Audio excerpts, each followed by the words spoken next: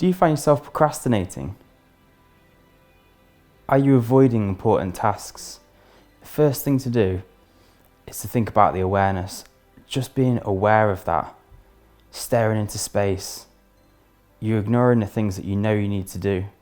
But why? Why are you ignoring them? Is it the fear? Is it too complicated? Maybe the task just feels too big. Maybe you're confused. Is it a perfectionism thing? It is for me. If I can't do that task perfectly, I just don't want to do it at all. Do you find yourself starting a task but never completing it? Do you feel yourself starting many tasks and never completing any of them, leaving every task undone? I do. Do you find yourself checking your phone for absolutely no reason? You don't even know what you're doing. You're just checking and checking your phone, your texts, your emails. There's not even anything there. But you know you're avoiding something. You're avoiding a task that you know is important. Like me, do you find yourself saying, I'll do that task when the time's right. I'll wait for the right time. But the right time never comes, because the right time's now. But you still can't get yourself to do it. So the question is why? Is it that the task is too confusing? Could it be related to something a little bit deeper? Like for myself, the OCD, the anxiety, it's actually related. So the question is, what can you do about it? What is the solution? Here's a few that really have helped me over time, and I still use these techniques today. First thing is to be kind to yourself. There's no point in beating yourself up about it. It's understanding, secondly, that this is a habit and we've got to break that habit. And to break a habit, it's going to take time, and it is going to take some work as well. Being honest with yourself about that, it's really going to help you. Breaking the task down, this was the most important thing to me. If this task was a really long task or a really difficult task, to break it down into these tiny, tiny little sections, that really helped me, because what I could do was do these one step at a time. I didn't even have to look at the rest of them. I could turn that page once I completed the first few, but it actually got the momentum going.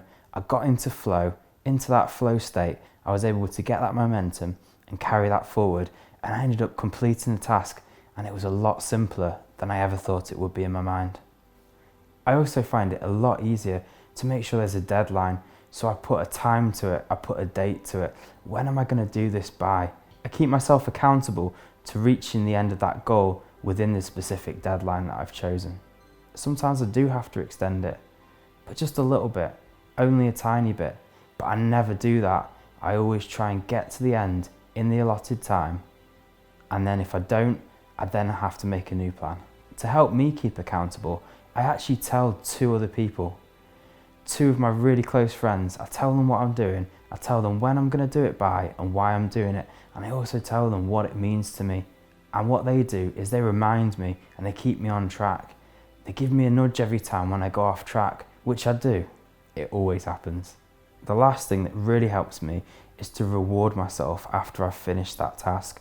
So what is it that I get to do after completing that task? And I make sure that it's really exciting. It's something that means a lot to me.